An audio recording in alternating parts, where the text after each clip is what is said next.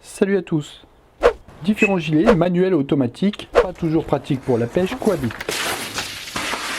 Aujourd'hui, nous allons vérifier et changer une cartouche de gilet à déclenchement hydrostatique.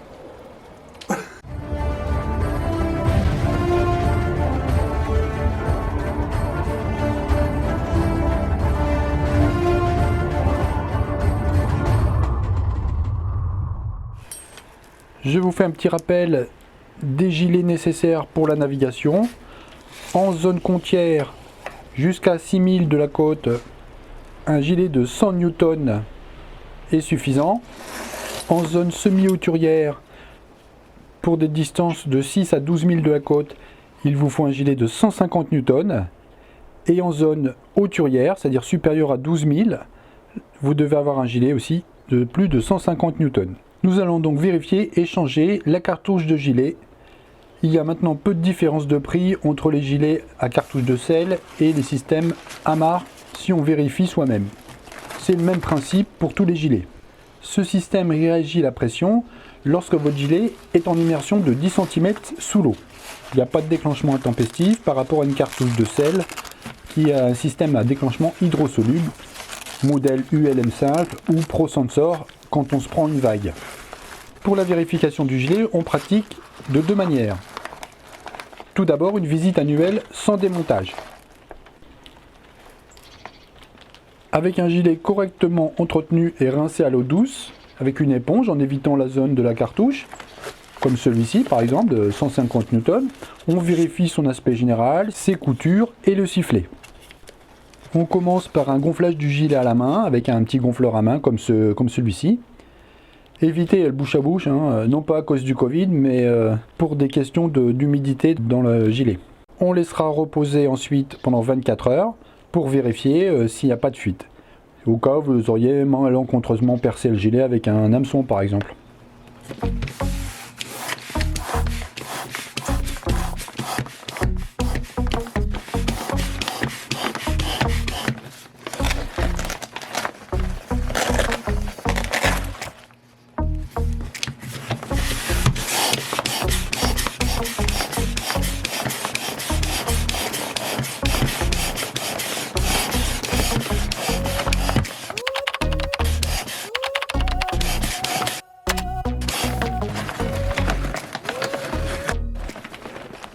Pour le système amarre que nous allons voir aujourd'hui, si la lumière verte est allumée, le percuteur est encore actif. Mais il faut quand même vérifier la cartouche de gaz. On pratique un changement des cartouches environ tous les 5 à 10 ans selon les modèles, mais il n'y a pas d'obligation légale. C'est une recommandation du constructeur. Donc pour la deuxième étape, on va pratiquer le changement de cartouche. Il peut s'effectuer en quelques minutes. On commence par la vérification du mécanisme. Le système amarre possède un voyant, vert si tout est OK, rouge si le mécanisme est à changer, avec une date de péremption conseillée. Notre système était périmé depuis 2 ans, on a décidé de changer même si le voyant était au vert. Le kit de réparation comprend un mécanisme, une cartouche, mais aussi une clé nécessaire pour démonter le mécanisme. Première étape, faire pivoter la tête. A l'aide de la clé, on fait pivoter la partie noire sous la tête dans le sens inverse des aiguilles d'une montre, sur 1/8 de tour à peu près. La partie jaune reste en place. Deuxième étape, dégager la tête du gilet. Après rotation de l'ensemble de la tête, jaune et noir, cela se dégage sans effort. Vient alors le moment de sortir la cartouche de sa chambre. Sur ce système amarre, la cartouche de CO2 se trouve dans la chambre, contrairement à d'autres systèmes. Sortez-la délicatement du joint d'étanchéité.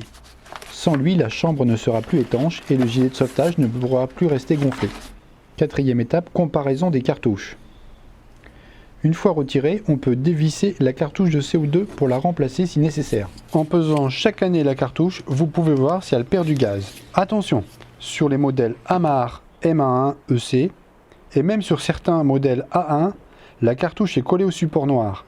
On ne peut pas la dévisser. Dans notre cas, la cartouche vide en rouge pèse 131 grammes avec l'embout plastique qui lui pèse 22 grammes. La cartouche de CO2 neuve en vert pèse complète 161 grammes, dont 33 grammes de CO2 pour les modèles de 150 Newton et 38 grammes de CO2 pour les modèles de 165 Newton. Puis vient le moment de la vérification du voyant, avant de revisser la cartouche. On vérifie qu'il est bien ouvert. Le remontage de la cartouche peut commencer. Introduire la cartouche en prenant soin au joint. Les 4 broches restent à l'extérieur pour recevoir ensuite le mécanisme. Pour être remis en place, le mécanisme est en position ouvert. La partie jaune n'est pas alignée avec la noire. Prenez-y garde. Mettez la soupape hydrostatique à droite à 90 degrés par rapport à la cartouche de gaz. La fermeture se fait sans outil en clipsant. À la fin du remontage, la bouteille et le mécanisme du système sont complètement alignés.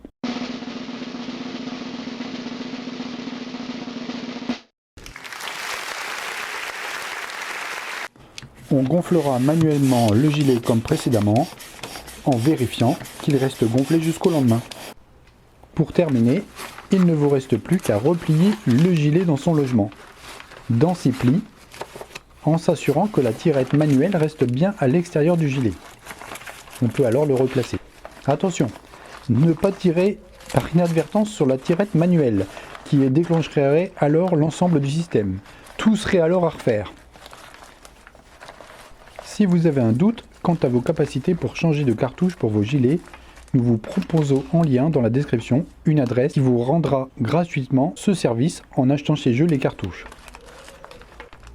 Ah oui, un dernier conseil, avoir un kit supplémentaire à bord au cas où le gilet ne se retrouverait plus opérationnel en mer. Ce serait ballot. Merci de nous avoir regardés. Prenez soin de vous et à bientôt pour une nouvelle vidéo. Ciao tout le monde.